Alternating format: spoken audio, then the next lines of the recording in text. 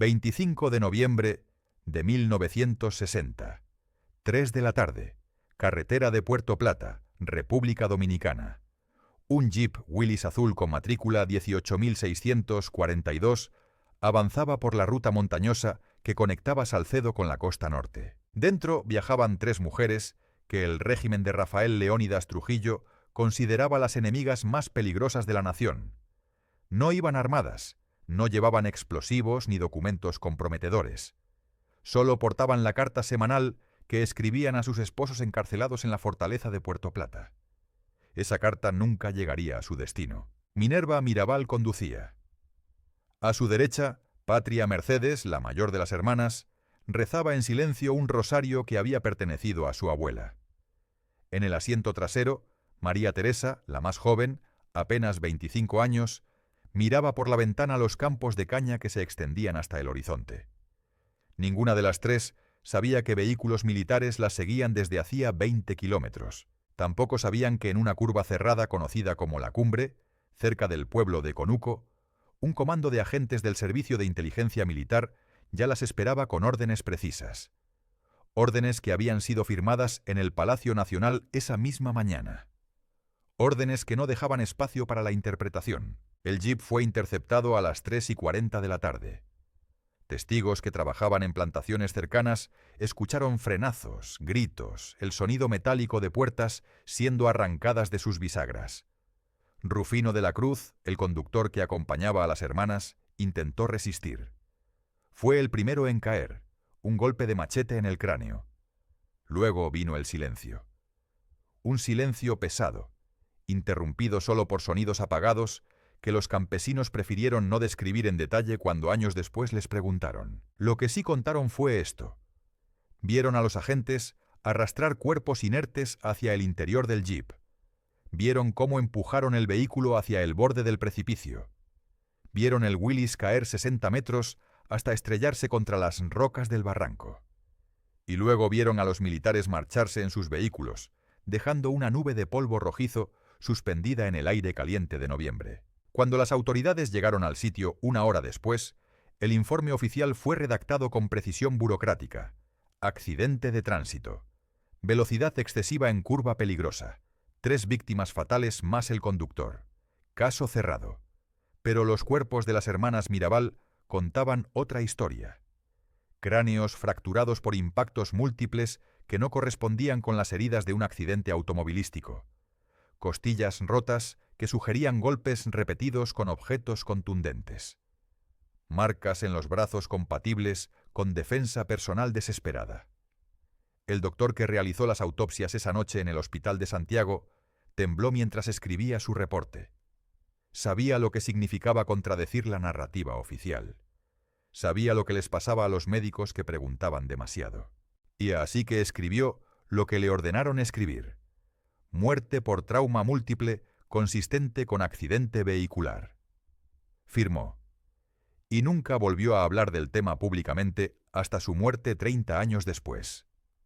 Manuel Aurelio Tavares. Justo recibió la noticia a las 7 de la noche. Estaba en Santo Domingo, reunido con otros miembros del movimiento 14 de junio en una casa de seguridad del sector de Gázcue. Alguien entró corriendo, sin aliento, con un periódico vespertino aún húmedo de imprenta. La noticia ocupaba una esquina pequeña en la página. 3 hermanas Mirabal muertas en accidente de carretera. Manolo leyó la línea 3 veces. La 4ª vez ya no pudo leer porque las lágrimas le nublaron la vista. Los testigos de ese momento contaron que Manolo no gritó. No lloró a gritos. Simplemente se desplomó en una silla, ni con el periódico arrugado entre sus manos, y permaneció inmóvil durante casi una hora. Cuando finalmente habló, su voz sonaba diferente, más grave, más fría. Dijo solo 5 palabras. Van a pagar por esto. La noticia se expandió por República Dominicana como fuego en cañaveral seco. En la capital, grupos de estudiantes comenzaron a congregarse en las esquinas, susurrando. En Santiago, comerciantes cerraron sus negocios en señal de luto silencioso. En Salcedo, el pueblo natal de las Mirabal, la gente salió a las calles ignorando el toque de queda. La policía los dispersó con gases lacrimógenos, pero volvieron. Una y otra vez volvieron. Porque todos sabían la verdad. Todos sabían que las hermanas Mirabal no habían muerto en un accidente. Todos sabían que Trujillo había ordenado el asesinato. Y todos sabían que esto marcaría un punto de no retorno en la historia dominicana. Manolo viajó a Salcedo esa misma noche, evadiendo controles militares, usando rutas secundarias que solo los locales conocían. Llegó a la casa familiar de las Mirabal pasada la medianoche. La sala estaba llena de gente, familiares, amigos, vecinos que habían ignorado los riesgos para presentar sus respetos. En medio del salón, 3 ataúdes cerrados. Las autoridades habían prohibido velatorio público, pero nadie hizo caso. Manolo se acercó al féretro de Minerva, puso su mano sobre la madera pulida, y allí, ante testigos que juraron guardar silencio, pero que décadas después hablaron, Manolo hizo un juramento. No fue un juramento retórico, ni una promesa vacía pronunciada en medio del dolor. Fue una declaración de intenciones específica, medida, letal. Juró que Trujillo pagaría. Juró que el régimen caería. Juró que la muerte de Minerva no sería en vano. Y juró que si tenía que morir en el intento, moriría con su nombre en los labios. El entierro se realizó al día siguiente en el cementerio municipal de Salcedo. Contra las órdenes del gobierno, más de 1000 personas asistieron. Trujillo envió agentes de inteligencia para fotografiar a los asistentes, para tomar nombres, para identificar futuros problemas. Pero ese día nadie tenía miedo. Ese día el terror que Trujillo había cultivado durante 31 años de dictadura comenzó a mostrar grietas. Cuando los ataúdes fueron bajados a la tierra, Manolo no lloró. Permaneció de pie, con mandíbula apretada, observando. Varios testigos notaron algo en su mirada que no habían visto antes. Una determinación que iba más allá de la tristeza. Una frialdad que sugería decisiones ya tomadas, de planes ya trazados. La noche siguiente al entierro, Manolo convocó una reunión secreta del movimiento 14 de junio. Asistieron 17 personas, todos ellos veteranos de la resistencia antirujillista. La reunión duró horas. Cuando terminó, el consenso era claro. La fase de resistencia pacífica había terminado. Ahora venía algo diferente, algo más oscuro, algo irreversible. Manolo asumió el liderazgo operativo del movimiento esa misma noche. Su primera orden fue establecer contactos con grupos revolucionarios en Cuba y Venezuela para conseguir armamento. Su segunda orden fue comenzar a reclutar hombres dispuestos a morir. Porque Manolo ya no hablaba de resistencia, hablaba de venganza. Y la venganza requería sacrificio. Mientras el mundo avanza, historias extraordinarias se pierden para siempre. Pulsa suscribir ahora y conviértete en guardián de la historia. En los días siguientes a la masacre, el régimen de Trujillo intentó controlar la narrativa. Periódicos oficiales publicaron artículos describiendo el supuesto accidente con lujo de detalles inventados. Radio Santo Domingo transmitió reportes forenses falsificados. Funcionarios gubernamentales aparecieron en programas de televisión expresando condolencias mientras advertían contra teorías conspirativas. Pero era demasiado tarde. La verdad se había filtrado. Y esa verdad tenía un efecto que ningún propagandista pudo contener. Estaba convirtiendo a ciudadanos comunes en revolucionarios. Estaba convirtiendo el miedo en furia. Y estaba convirtiendo a Manuel Aurelio Tavares Justo en un hombre con una sola misión y ninguna intención de vivir para ver su cumpleaños número 40. La muerte de las hermanas Mirabal no fue solo un asesinato político. Fue un error de cálculo estratégico. Trujillo creyó que eliminando a las líderes más visibles de la oposición aplastaría el movimiento. No entendió que los mártires son más peligrosos que los activistas vivos. No entendió que cada gota de sangre derramada riega 100 semillas de rebelión. Y definitivamente no entendió que había creado algo que ni 31 años de dictadura brutal habían logrado crear. Un hombre sin nada que perder. Ese hombre era Manolo Tavares. Y en los 3 años siguientes, ese hombre llevaría a la República Dominicana al borde de la guerra civil. 1949. Universidad Autónoma de Santo Domingo, Facultad de Derecho. En un pasillo del tercer piso, entre vitrinas que exhibían tomos polvorientos de jurisprudencia romana, dos estudiantes se encontraron por primera vez. Ella tenía 23 años, cabello negro recogido en moño, y una reputación que precedía su presencia. Minerva Mirabal, la única mujer en una clase de 47 hombres.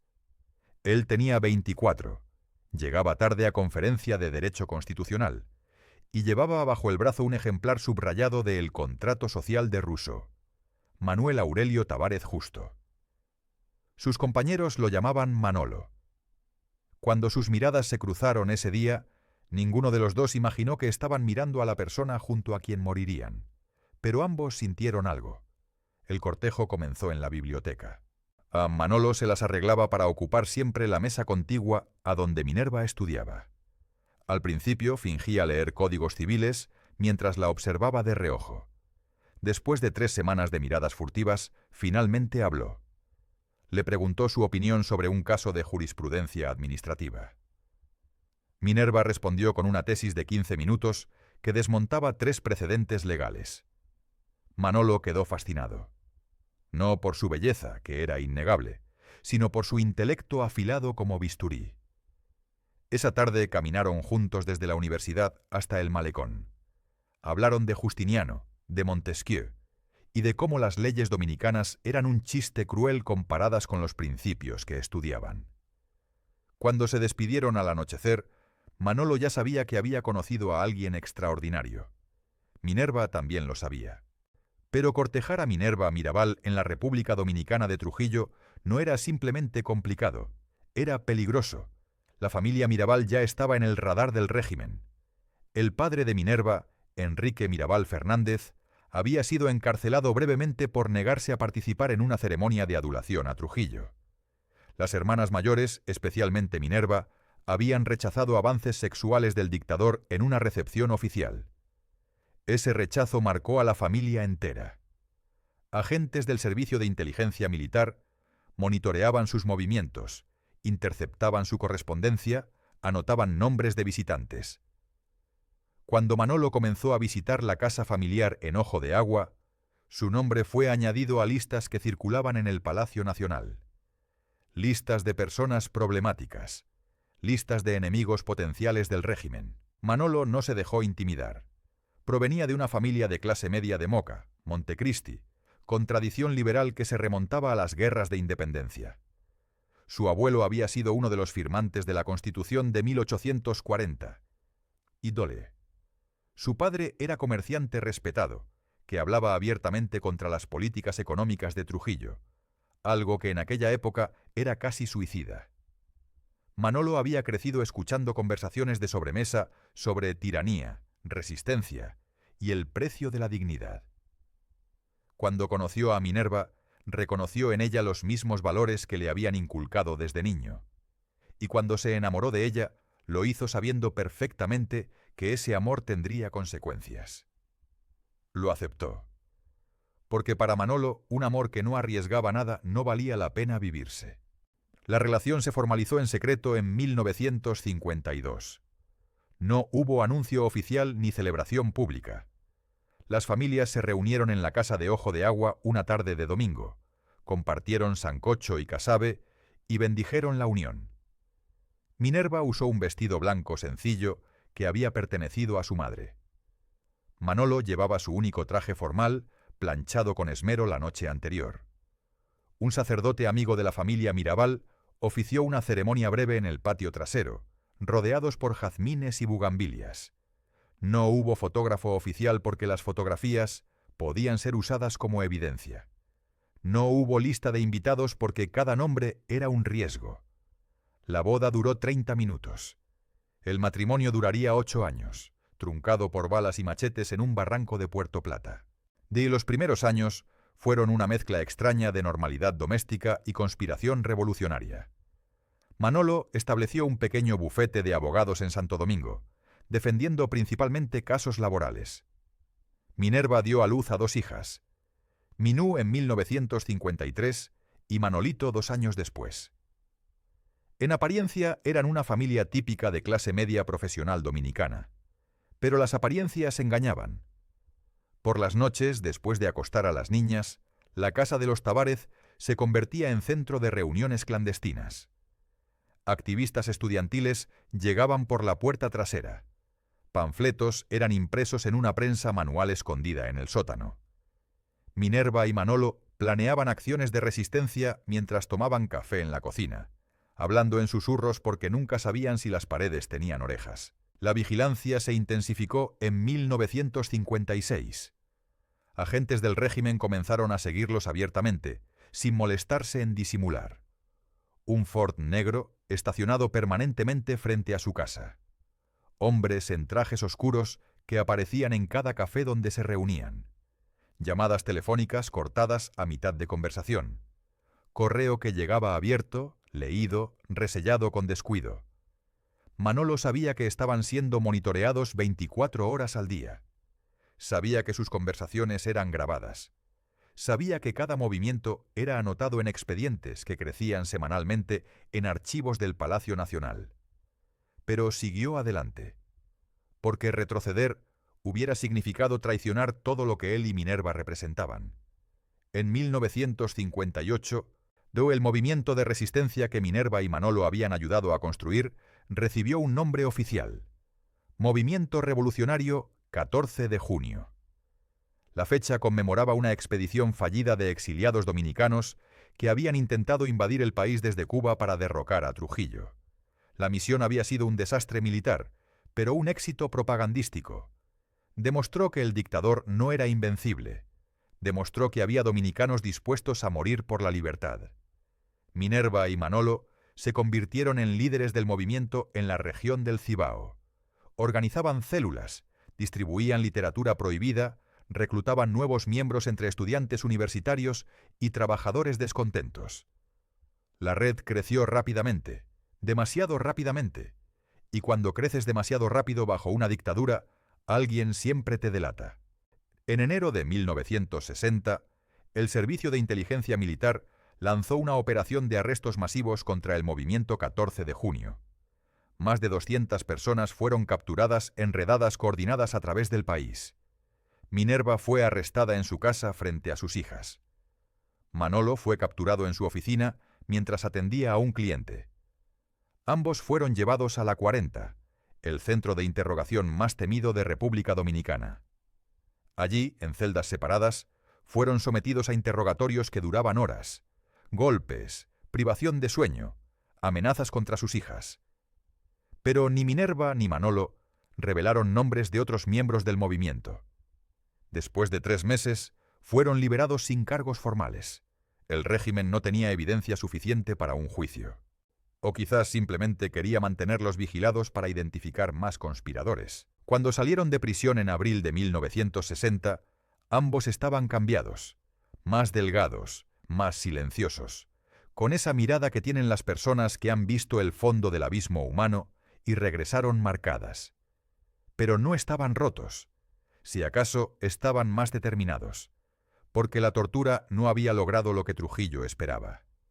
No los había asustado hasta la sumisión, los había endurecido hasta la inevitabilidad. Minerva le dijo a Manolo una noche, mientras yacían despiertos, escuchando los ruidos de vigilantes afuera de su casa: si vamos a morir, que sea peleando. Manolo asintió en la oscuridad. Ya no era una posibilidad. Era una certeza, y ambos lo aceptaron con la calma terrible de quien ha hecho las paces con su destino. 7 meses después, en noviembre de 1960, Minerva moriría en ese barranco de Puerto Plata, y Manolo cumpliría la promesa que le hizo esa noche de abril. Moriría peleando, 3 años más tarde, en otra montaña, con otras balas, gritando su nombre. Pero antes de eso, hubo amor. Amor real, profundo, del tipo que transforma personas ordinarias en leyendas, del tipo que sobrevive a dictaduras y trasciende décadas, del tipo que hace que un hombre decida que venganza es la única forma de honrar lo que perdió. Minerva y Manolo no fueron solo revolucionarios, fueron 2 personas que se encontraron, se amaron y decidieron que algunos principios valen más que la propia vida. La historia los recuerda por cómo murieron, pero deberían ser recordados por cómo vivieron, juntos, desafiantes, hasta el final. Diciembre de 1960. Una semana después del entierro de las hermanas Mirabal. En un sótano de la zona colonial de Santo Domingo, 17 hombres y 3 mujeres se reunieron bajo la luz amarillenta de una bombilla desnuda. No había agenda escrita porque los documentos podían ser confiscados. No había lista de asistencia porque los nombres podían convertirse en sentencias de muerte. Solo había un objetivo compartido que flotaba en el aire húmedo como presencia tangible: destruir el régimen de Trujillo por cualquier medio necesario. Manuel Aurelio Tavares. Justo presidía la reunión. Tenía 35 años y la mirada de alguien que había enterrado su capacidad de sentir miedo junto con el cuerpo de su esposa. Cuando habló, su voz no temblaba. Explicó con claridad quirúrgica lo que todos ya sabían. La resistencia pacífica había muerto en ese barranco de Puerto Plata. Ahora venía la guerra. El movimiento revolucionario 14 de junio había existido desde 1958, pero operaba principalmente en la distribución de propaganda y organización de protestas estudiantiles. Después del asesinato de las Mirabal, Manolo transformó el movimiento en algo completamente diferente. Ya no se trataba de concientización política. Se trataba de operaciones militares. En las semanas siguientes al entierro, células clandestinas fueron reorganizadas con estructura de compartimentos estancos. Cada célula conocía solo a su coordinador inmediato. Los nombres reales fueron reemplazados por alias. Las reuniones se celebraban en ubicaciones rotativas que cambiaban semanalmente. Manolo estableció protocolos de seguridad tan estrictos que incluso miembros veteranos del movimiento tuvieron que ser reentrenados, porque ahora no estaban planeando manifestaciones, estaban planeando asesinatos. La primera prioridad era armamento. Manolo estableció contacto con exiliados dominicanos en Venezuela y Cuba que tenían acceso a mercados negros de armas. A través de intermediarios que viajaban con pasaportes falsos, comenzó a negociar la compra de rifles checoslovacos, pistolas estadounidenses robadas de bases militares en Panamá y explosivos fabricados artesanalmente en talleres clandestinos de Caracas. El dinero provenía de contribuciones de simpatizantes, muchos de ellos empresarios que odiaban las políticas económicas de Trujillo, pero que nunca se atreverían a manifestarse públicamente. Donaban en efectivo y en sobres sin remitente dejados en buzones específicos. Para enero de 1961, el movimiento 14 de junio tenía suficiente armamento para equipar a 50 hombres. No era mucho comparado con las fuerzas militares de Trujillo, pero era suficiente para comenzar. Los planes iniciales eran ambiciosos hasta la temeridad. Manolo propuso una serie de ataques coordinados contra instalaciones militares clave. El cuartel de San Cristóbal, donde Trujillo mantenía su guardia personal, la estación de radio gubernamental que transmitía propaganda las 24 horas, el aeropuerto militar de San Isidro que controlaba el acceso aéreo al país. Cada objetivo fue estudiado meticulosamente. Mapas fueron dibujados a mano mostrando rutas de escape, puntos de vigilancia, horarios de cambio de guardia. Manolo personalmente reconoció varios de los objetivos, disfrazado como vendedor ambulante, como turista perdido, como cualquier cosa que le permitiera observar sin levantar sospechas. Las operaciones estaban programadas para marzo de 1961, una fecha simbólica, aniversario de la abolición de la esclavitud en República Dominicana. Manolo quería que el mensaje fuera claro. Estaban luchando por una segunda liberación. Pero entonces sucedió algo que nadie anticipó. 30 de mayo de 1961, carretera de San Cristóbal, 9:40 de la noche. Rafael Leónidas Trujillo Molina, dictador de República Dominicana durante 31 años, viajaba en su Chevrolet Bel Air azul hacia una cita con su amante. En un tramo oscuro de la carretera, 7 hombres armados con rifles automáticos emergieron de la oscuridad y abrieron fuego. Más de 60 disparos impactaron el vehículo. Trujillo intentó defenderse con su pistola personal, una Smith & Wesson calibre 38. Fue inútil. El dictador murió desangrado en el asiento trasero de su auto, no con 7 balas en el cuerpo, y la certeza de que su imperio de terror había terminado. Los asesinos eran todos militares o exmilitares con conexiones a la CIMA. El movimiento 14 de junio no tuvo nada que ver con la operación. Cuando Manolo recibió la noticia, su primera reacción fue incredulidad. Luego vino algo más complicado. Una mezcla de satisfacción porque el tirano había muerto y frustración porque no había sido su mano la que apretó el gatillo. Había pasado 6 meses planeando la muerte de Trujillo. Había soñado con ese momento. Había imaginado 1000 escenarios diferentes de cómo ejecutaría la venganza por Minerva. Y ahora otros hombres que probablemente habían servido lealmente a Trujillo durante décadas antes de decidir traicionarlo, le habían robado ese momento. Pero Manolo era pragmático. Trujillo muerto era Trujillo muerto, sin importar quién jaló el gatillo. Lo importante ahora era asegurar que lo que viniera después fuera diferente. Lo importante era construir una República Dominicana que mereciera la sangre que Minerva había derramado. Los meses siguientes fueron de caos político. El hijo de Trujillo, Ramfis Trujillo, asumió control de las Fuerzas Armadas y lanzó una campaña de represión brutal contra cualquiera sospechoso de estar involucrado en el asesinato. Varios de los conspiradores fueron capturados, torturados y ejecutados. Sus cuerpos fueron arrojados al mar o enterrados en fosas comunes. Mientras tanto, el gobierno nominal del país pasaba por manos de presidentes títere que duraban semanas en el cargo.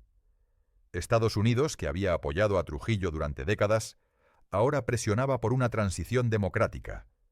Enviaron enviados especiales, mediadores, observadores. Todo era una farsa elaborada. Porque detrás de las negociaciones políticas y las declaraciones diplomáticas, la misma estructura de poder trujillista permanecía intacta. Los mismos militares, los mismos jueces, los mismos policías que habían ejecutado 31 años de represión. Manolo lo vio con claridad cristalina. En reuniones del movimiento 14 de junio, argumentó que simplemente cambiar el nombre del dictador no cambiaba el sistema. Que los mismos hombres que habían asesinado a las Mirabal seguían en posiciones de poder. Que la transición democrática era un teatro diseñado para apaciguar a Washington mientras mantenía el control en manos de la vieja guardia. Algunos miembros del movimiento no estuvieron de acuerdo. Argumentaban que había que dar tiempo al proceso político, que elecciones estaban programadas, que cambios reales tomarían años pero eventualmente llegarían. Manolo los escuchó con paciencia que apenas ocultaba su desprecio. Después les preguntó: ¿cuántos años más de paciencia? ¿Cuántas familias más destruidas mientras esperamos reformas que nunca llegan? ¿Cuántas Minervas más tienen que morir antes de que entendamos que estos hombres solo responden a la fuerza? En diciembre de 1961, Ramfis Trujillo abandonó el país llevándose el cadáver embalsamado de su padre y millones en oro saqueado del Tesoro Nacional. El gobierno quedó en manos de un Consejo de Estado que prometía elecciones libres. Manolo no creyó ni una palabra. Observó cómo los mismos generales que habían ejecutado órdenes de Trujillo ahora posaban como demócratas. Vio cómo torturadores conocidos recibían posiciones en el nuevo gobierno. Leyó declaraciones de políticos que habían adulado a Trujillo durante décadas y ahora se presentaban como héroes de la resistencia. Y tomó una decisión. Si el sistema no iba a cambiar desde adentro, tendría que ser destruido desde afuera. Si las elecciones no iban a traer justicia real, entonces la justicia tendría que venir de las montañas, con rifles, con sangre, con revolución. En enero de 1962, Manolo viajó secretamente a Cuba. Pasó 3 meses en campos de entrenamiento guerrillero en la Sierra Maestra, los mismos campos donde Fidel Castro había entrenado a sus revolucionarios 5 años antes. Aprendió tácticas de guerra de guerrillas, fabricación de explosivos improvisados, técnicas de emboscada y contravigilancia. Cuando regresó a República Dominicana en abril, ya no era simplemente un abogado enojado ni un viudo en busca de venganza. Era un comandante guerrillero con un plan específico: llevar la revolución armada a las montañas dominicanas, derrocar por la fuerza al gobierno que consideraba traidor, y vengar a Minerva no solo matando a sus asesinos directos, sino destruyendo por completo el sistema que hizo posible su asesinato. La venganza apenas comenzaba, y esta vez, Manolo no planeaba detenerse hasta que la última gota de sangre trujillista fuera derramada, o la suya propia manchara el suelo dominicano. 23 de mayo de 1962. De la mañana. La puerta de la casa de Manolo en Santo Domingo explotó hacia adentro bajo el impacto de una patada militar. 12 agentes del servicio de inteligencia irrumpieron con linternas y rifles. Manolo estaba despierto, sentado en la sala, como si los hubiera estado esperando. En cierto modo, lo había estado. Desde su regreso de Cuba un mes antes, sabía que era cuestión de tiempo. Los vecinos habían notado vehículos sospechosos. El teléfono hacía clics extraños durante las llamadas. Cartas llegaban abiertas. Manolo había dormido vestido las últimas 3 semanas, con documentos comprometedores ya quemados y contactos importantes advertidos. Cuando el capitán a cargo le ordenó ponerse de pie, Manolo lo hizo sin resistencia. Le esposaron las manos a la espalda con suficiente fuerza para cortar circulación. Lo empujaron hacia un jeep militar estacionado afuera. Mientras lo metían en el vehículo, Manolo miró hacia la ventana del segundo piso donde sus hijas dormían. No volvería a verlas durante 8 meses. Lo llevaron a La Victoria, la prisión más antigua de Santo Domingo, construida durante la ocupación estadounidense de principios del siglo XX. El edificio era una estructura de concreto gris, con ventanas enrejadas y un patio central donde los guardias organizaban peleas de gallos los domingos. Manolo fue procesado sin abogado presente, sin cargos formales leídos, sin posibilidad de hacer una llamada. Le tomaron huellas digitales. Le fotografiaron de frente y perfil con un número colgado del cuello: 7423. Le quitaron cinturón, sí cordones de zapatos, reloj, todo objeto que pudiera ser usado para autolesión. Después lo condujeron por pasillos que olían a moho y orina hasta una celda en el ala este del edificio. La puerta se cerró con un sonido metálico que Manolo escucharía en pesadillas por el resto de su vida corta. La celda medía 2 metros por 3 metros. Paredes de concreto pintadas de verde hospital descascarado. Una litera de metal soldada al piso. Un cubo oxidado en la esquina que servía como letrina. Una ventana angosta a 3 metros de altura que dejaba entrar luz pero no permitía ver el exterior. Manolo compartía el espacio con otros 2 prisioneros: un estudiante universitario arrestado por distribuir panfletos y un campesino acusado de esconder armas para guerrilleros. Ninguno de los 2 había sido formalmente acusado. Ninguno sabía cuánto tiempo llevaría allí. El estudiante llevaba meses. El campesino ya no recordaba cuántos.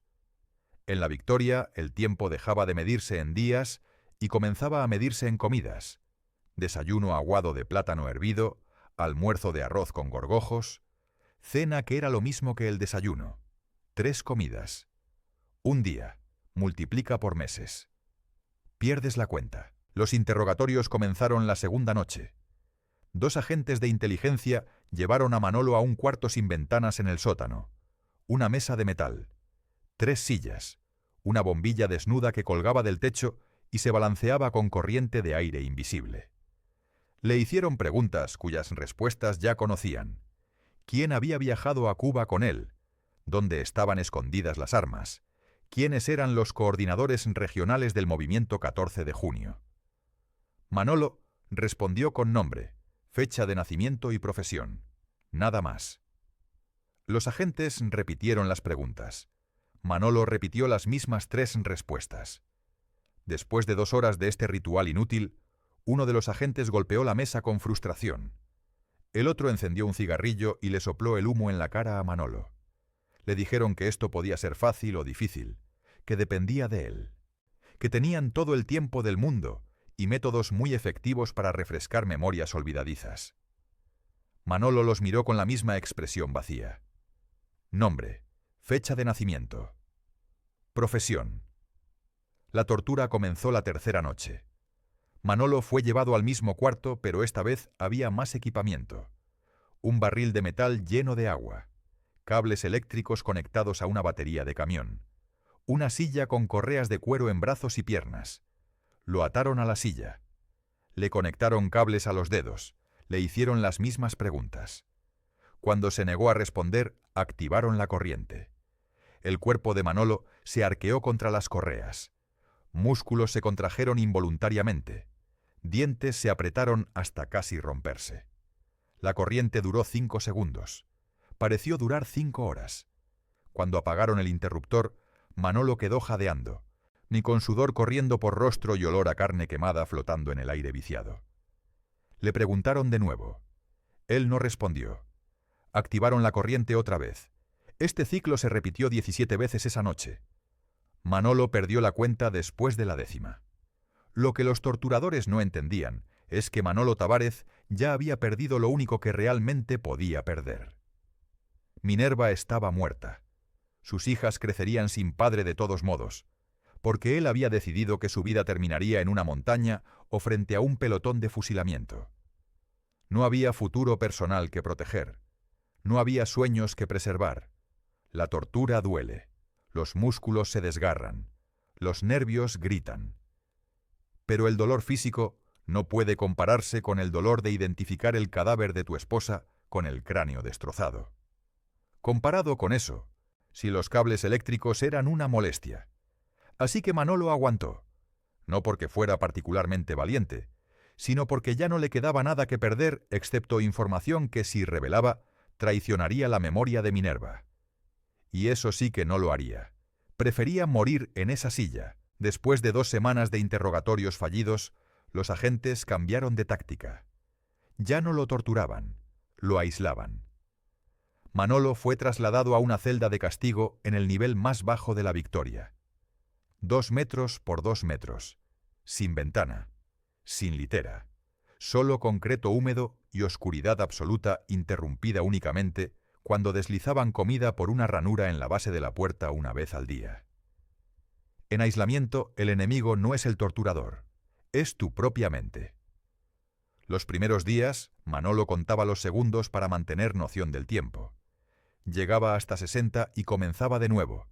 60 segundos, 1 minuto, 60 minutos, 1 hora, 24 horas, 1 día. Pero eventualmente perdió la cuenta. El tiempo se volvió líquido en la oscuridad. No sabía si habían pasado horas o días. No sabía si era de día o de noche afuera. La oscuridad era total, sofocante, una presencia física que presionaba contra sus ojos cerrados. En esa oscuridad, Manolo hablaba con Minerva. Conversaciones largas, detalladas, sobre los planes cuando saliera. Porque iba a salir. Los regímenes como este eventualmente soltaban prisioneros por presión internacional o por cálculo político. Y cuando saliera, iría a las montañas. Organizaría la guerrilla que habían soñado. Reclutaría 100 hombres dispuestos a morir. Conseguiría armamento pesado. Establecería bases en terreno que el ejército no podía controlar. Y desde esas montañas lanzaría una guerra que no terminaría hasta que el último vestigio del trujillismo fuera erradicado. Minerva le respondía en su imaginación. Le decía que sí, que lo hiciera, que no se detuviera. Manolo sabía que estaba alucinando. Sabía que el aislamiento le estaba afectando la mente, pero no le importaba. Las conversaciones con el fantasma de su esposa eran lo único que lo mantenía cuerdo en la oscuridad. 37 días después, la puerta se abrió. Luz cegadora inundó la celda. Manolo levantó mano para proteger ojos que se habían adaptado a oscuridad absoluta. 2 guardias lo sacaron a rastras porque sus piernas ya no respondían apropiadamente después de más de 1 mes sin caminar. Lo llevaron de regreso a Población General. Su compañero de celda, el estudiante, casi no lo reconoció. Manolo había perdido 15 kilos. Tenía barba desaliñada y ojos hundidos. Pero lo más perturbador era su mirada. Tenía esa calidad vidriosa que tienen las personas que han visto algo que nadie más puede ver. El estudiante le preguntó si estaba bien.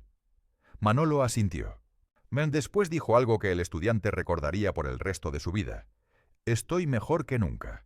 Ahora sé exactamente qué hacer». Manolo permaneció en la Victoria 6 meses más.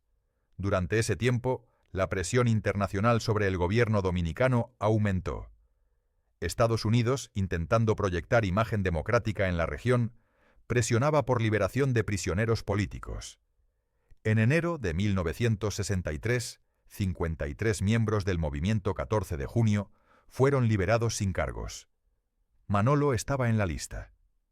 Cuando salió de la Victoria una mañana fría de enero, sus hijas lo esperaban afuera con su hermana, Dedé Mirabal, la única de las hermanas que había sobrevivido.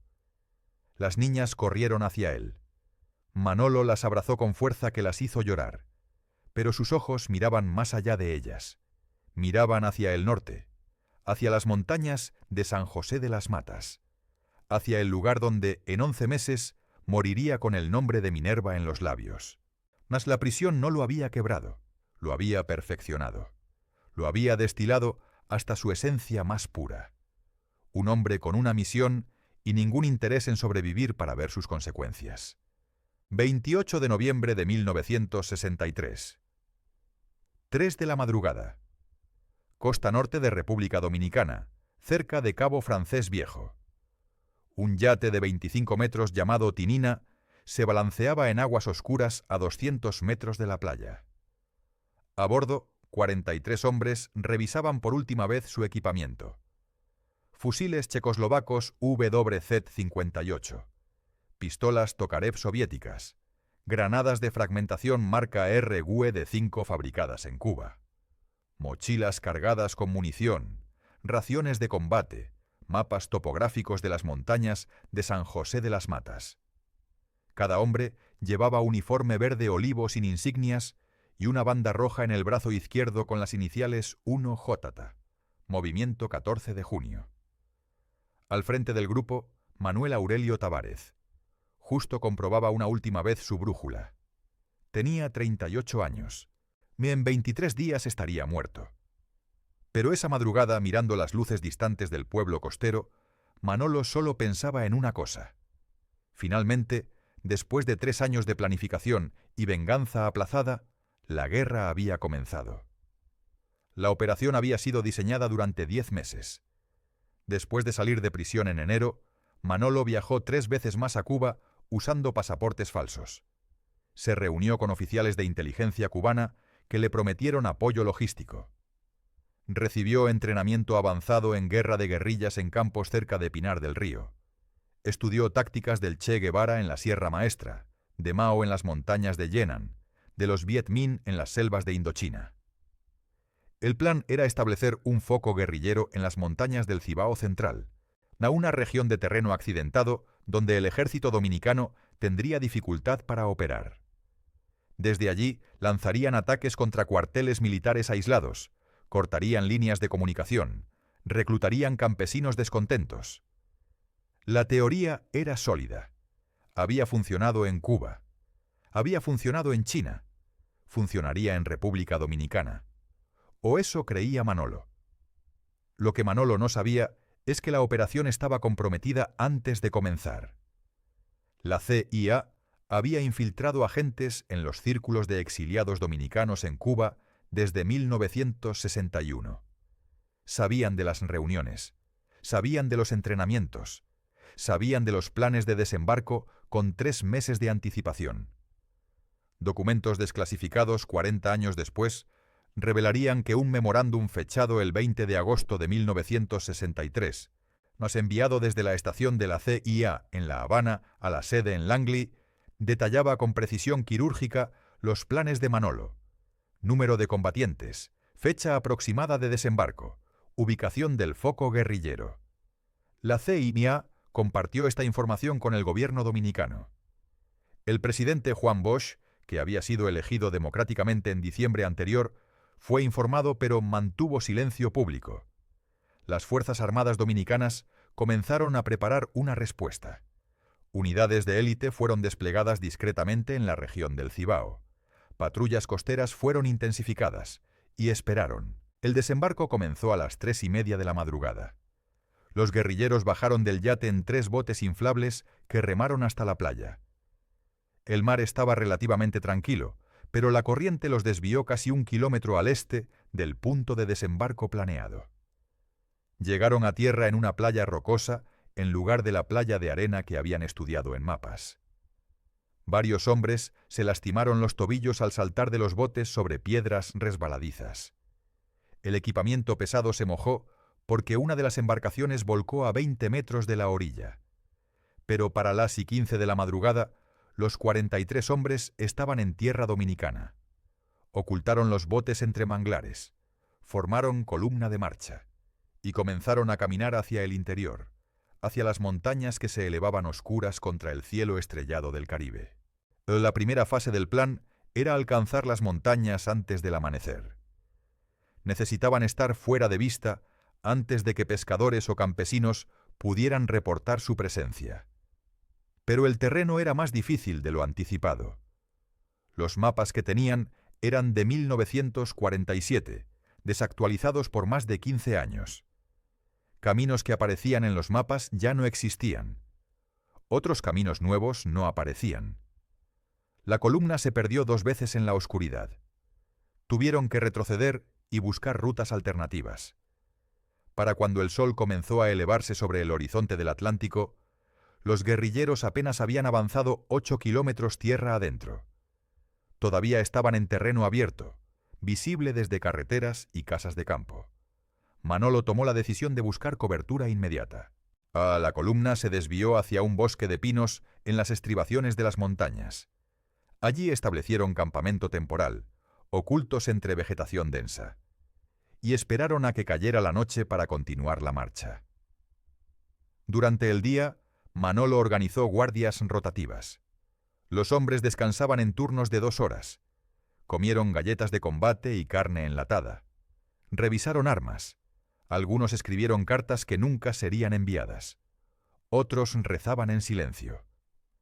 Manolo caminaba entre ellos, hablando en voz baja, reforzando moral, recordándoles por qué estaban allí. Les habló de Minerva, les habló de las hermanas Mirabal, les habló de 31 años de dictadura y 3 años de traición post-Trujillo. Les dijo que lo que hacían ese día cambiaría la historia de República Dominicana, que sus nombres serían recordados como héroes, que sus hijos les agradecerían el sacrificio. Los hombres asentían, algunos lloraban, todos sabían que probablemente no sobrevivirían, pero habían venido de todos modos, porque algunos principios valen más que la vida. Lo que no sabían es que ya habían sido detectados. A las 9 de la mañana del 28 de noviembre, un pescador llamado Ramón Pérez observó desde su bote señales de actividad inusual en la playa de Cabo Francés Viejo. Vio los botes inflables mal escondidos entre manglares. Vio huellas frescas de botas militares en la arena. Remó inmediatamente de regreso al puerto más cercano y reportó lo que había visto a la policía local. Para las 10 de la mañana, el ejército dominicano sabía que la guerrilla había desembarcado. Para las 11, helicópteros militares sobrevolaban la región costera buscando la columna. Para el mediodía, 2 batallones de infantería estaban siendo transportados desde Santo Domingo hacia el Cibao. La respuesta fue masiva, coordinada, letal. Es porque el gobierno no iba a permitir que otra revolución estilo cubano se estableciera en su territorio. Manolo y sus hombres no escucharon los helicópteros porque estaban demasiado adentro del bosque y el ruido de los rotores se perdía entre las montañas.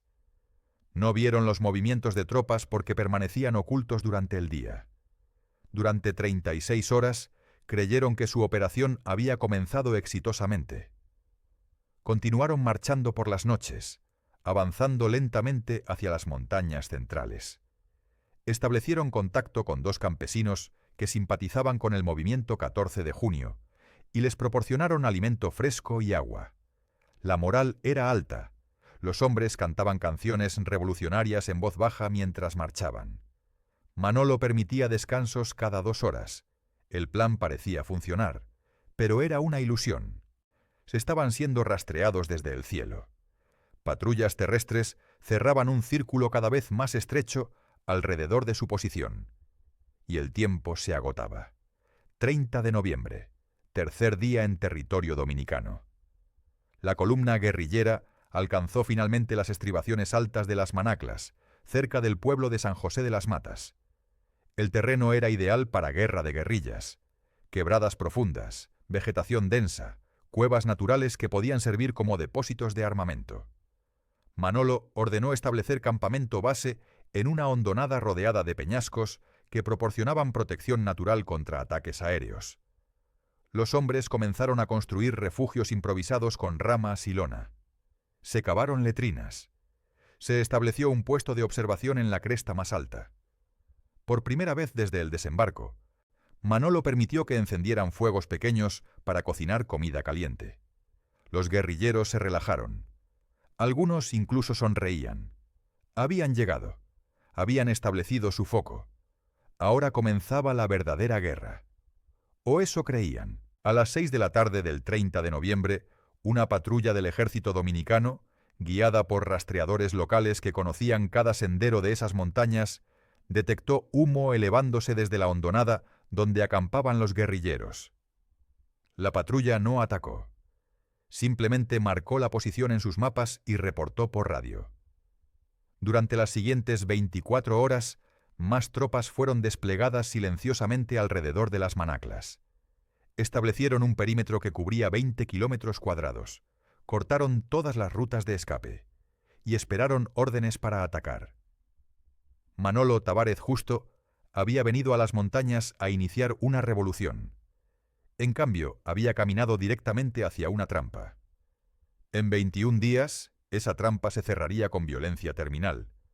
Pero por una noche más, los 43 hombres del movimiento 14 de junio dormían bajo las estrellas del Cibao, soñando con victoria que nunca llegaría. 1 de diciembre de 1963. Los primeros disparos llegaron al amanecer. Una ráfaga corta de fusil automático que resonó entre las quebradas de Las Manaclas y envió pájaros hacia el cielo en pánico. Los guerrilleros del movimiento 14 de junio saltaron de sus sacos de dormir y corrieron hacia posiciones defensivas que habían preparado durante la noche. Manolo Tavares gritó órdenes mientras revisaba su fusil BZ-58. Los hombres se dispersaron entre rocas y árboles, apuntando rifles hacia la dirección de donde habían venido los disparos. Pero después de esa ráfaga inicial, solo hubo silencio. Un silencio pesado, amenazante, que se extendió durante horas. No hubo asalto. No hubo más disparos. Solo ese silencio que decía todo lo que necesitaban saber. Estaban rodeados. Y quien controlaba el perímetro estaba jugando con ellos. Durante los siguientes 3 días, el patrón se repitió. Disparos esporádicos desde diferentes direcciones. Nunca un ataque coordinado. Solo fuego de hostigamiento diseñado para mantener a los guerrilleros alertas, agotados, sin dormir. Era táctica militar estándar. Desgastar al enemigo psicológicamente antes del asalto final. El ejército dominicano no tenía prisa. Controlaban todas las rutas de escape. Tenían suministros ilimitados y refuerzos a 1 hora de distancia en helicóptero. Los guerrilleros, en cambio, tenían munición para quizás 2 días de combate intenso, raciones de comida para 1 semana y ningún plan de evacuación. Manolo lo sabía. Sus hombres lo sabían. Pero nadie hablaba de rendición. Y porque habían venido a estas montañas entendiendo que era una misión sin retorno. Habían venido a pelear. Y si morir era el resultado, morirían con dignidad. 5 de diciembre. Primeras bajas guerrilleras. 2 hombres fueron alcanzados por francotiradores mientras intentaban recolectar agua de un arroyo a 100 metros del campamento. Uno murió instantáneamente con bala en la cabeza. El otro agonizó durante horas con herida en el abdomen antes de que Manolo personalmente le pusiera fin a su sufrimiento con un disparo de misericordia. No tenían morfina, no tenían antibióticos, no tenían manera de evacuar heridos. La medicina de campaña en Las Manaclas consistía en vendajes improvisados con camisas rasgadas y oraciones susurradas. Los 2 cuerpos fueron enterrados en una zanja poco profunda, cavada con machetes y manos desnudas. Manolo dijo palabras breves sobre valor y sacrificio. Los hombres permanecieron en silencio, El cerco se estrechaba. Todos lo sentían. 10 de diciembre. El campamento fue bombardeado con morteros. Los proyectiles caían en arcos desde posiciones elevadas que los guerrilleros no podían alcanzar con armas pequeñas. Explosiones levantaban tierra y piedras. Metralla silbaba entre los árboles. 3 hombres más murieron. Otros 5 resultaron heridos, algunos gravemente. Uno de los heridos, un estudiante de medicina de 23 años llamado Pedro Díaz, tenía ambas piernas destrozadas por metralla. Suplicó que lo mataran. Manolo se negó. Dijo que mientras hubiera aliento, había esperanza. Pedro murió esa noche de shock hipovolémico, temblando bajo una manta delgada, llamando a su madre. Cuando amaneció el 11 de diciembre, solo quedaban 36 guerrilleros capaces de pelear. Munición para quizás un día de combate, comida para 2 días más, y un enemigo que no tenía intención de negociar rendiciones. 18 de diciembre. Manolo convocó consejo de guerra. Los comandantes de escuadra se reunieron en una cueva pequeña que servía como puesto de mando. Discutieron opciones. Algunos propusieron intentar romper el cerco durante la noche, dispersarse en grupos pequeños, buscar refugio con campesinos simpatizantes. Otros argumentaban que debían quedarse y pelear hasta el último cartucho, hacer que el ejército pagara en sangre cada metro de terreno. Un comandante joven sugirió considerar rendición bajo términos que garantizaran trato como prisioneros de guerra según convenciones de Ginebra. Manolo escuchó todas las propuestas. Después habló. Dijo que habían venido a iniciar revolución, no a escondirse en casas de campesinos poniendo en riesgo familias inocentes. Dijo que rendición no era opción, porque todos sabían que los prisioneros políticos en República Dominicana terminaban torturados y desaparecidos. Dijo que pelearían, hasta el final. Sus últimas palabras fueron: «Vinimos a morir por algo que valía la pena. Cumplamos esa promesa». 20 de diciembre. El ejército lanzó asalto preliminar. 2 compañías de infantería, aproximadamente 200 hombres, avanzaron hacia el campamento guerrillero desde 3 direcciones simultáneas. Los guerrilleros respondieron con fuego concentrado desde posiciones fortificadas. El combate duró 3 horas. Los soldados se replegaron dejando 6 muertos y una docena de heridos. Los guerrilleros perdieron hombres pero mantuvieron sus posiciones. Fue una victoria táctica. También fue su última victoria, porque esa noche, Manolo y sus comandantes hicieron inventario de munición restante. Quedaban menos de 1000 cartuchos entre 32 hombres capaces de pelear. Suficiente para repeler quizás un asalto más.